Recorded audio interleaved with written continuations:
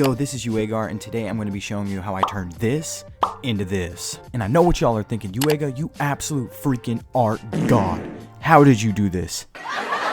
Alright everybody, calm down, calm down. It's actually super easy. Your mom could do it, your dad could do it, even your freaking dog could do it. So let's get right into how to texture your manga.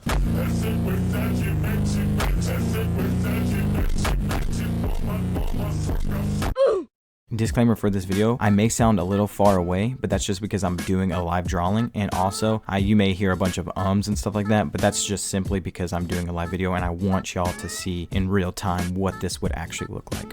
This is one of the panels that I did for Psychic Psycho, a one-shot that I've been working on. So yeah, let's get right into it. Now, this looks like a lot, and if you see down here in the folder, it is a lot, but it is super easy.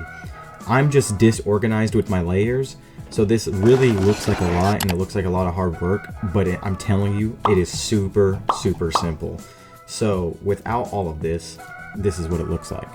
So this is just practically my ink of the thing. This is the storyboards for it. So the storyboards are that. So I get sent all of the storyboards from my awesome character artist, Levin. He sends me this of like, oh, this is what I want.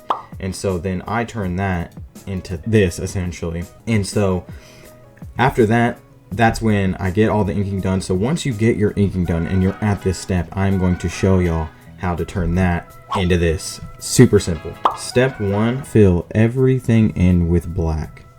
So let's say this. Now if you use the shift button, you can do all this stuff, right? Boom, boom.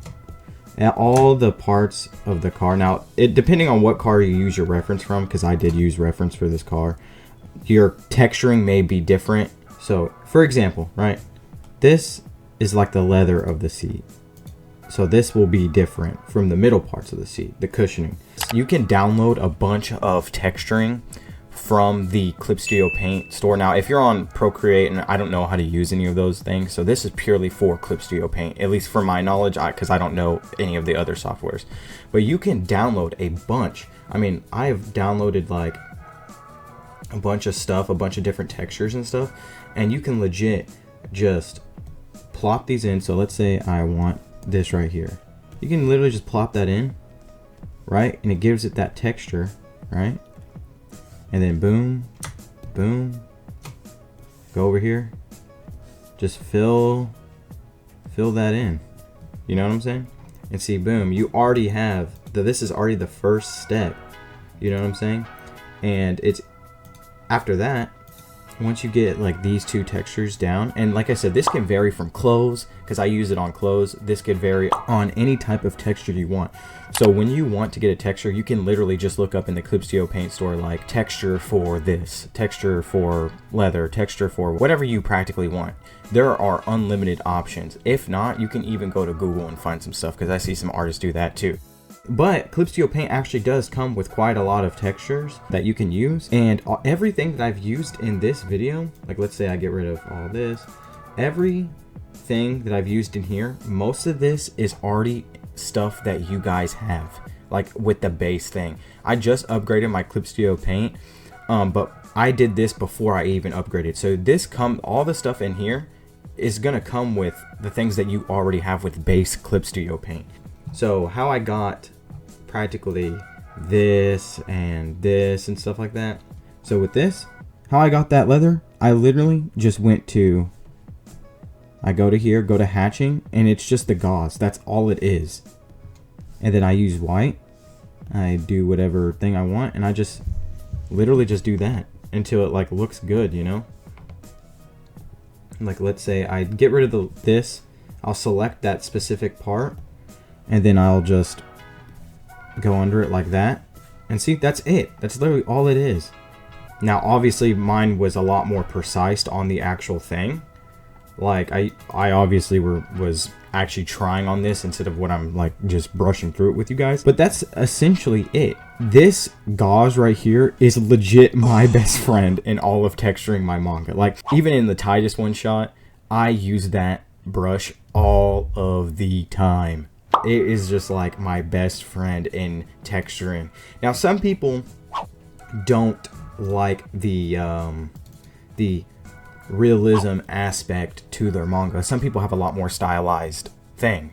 So to that, I mean, I guess this wouldn't necessarily like work for you, but if you want a little bit of more like detailed stuff, I mean, this is super simple. This looks like a lot of work, but this is not a lot of work. And even how I got this over here, bruh, this is just the airbrush that I literally just went in and like airbrushed it out to get like the tone of it. And legit, I just set it to a screen tone. I literally just set it to a screen tone. Like if I go here, let me show y'all. If I go in here, it's gonna be somewhere in here.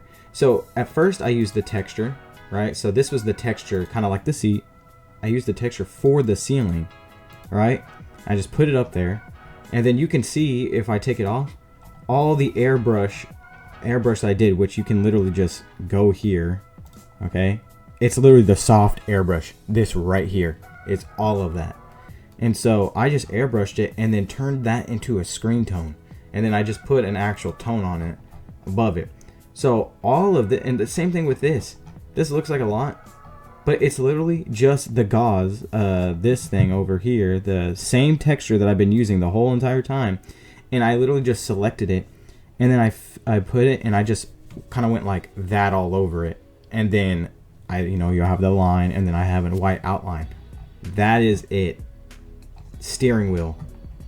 If you go here, the steering wheel, I used it for the steering wheel. I used it for this up here. It's super easy. It is literally super easy. None of this stuff is hard.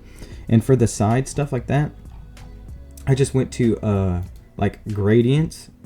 So I went to this and I just selected one of the gradients and I filled it in on the top. So this, and then I put some white lines there. This is nothing, y'all. This is super, super easy. Anybody can do this because you're literally just filling in a bunch of stuff and then taking another texture and slightly going over it to be a little precise with it. But anybody can do this.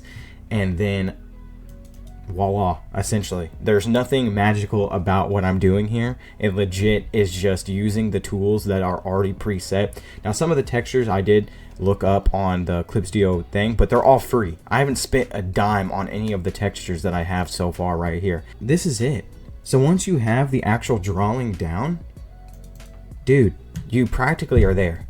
Like, you are practically there. None of this stuff is hard. So now the drawing aspect may be hard, but the actual texturing of it, to get from here to here, dude, super easy. Super, super easy. None of this stuff is hard.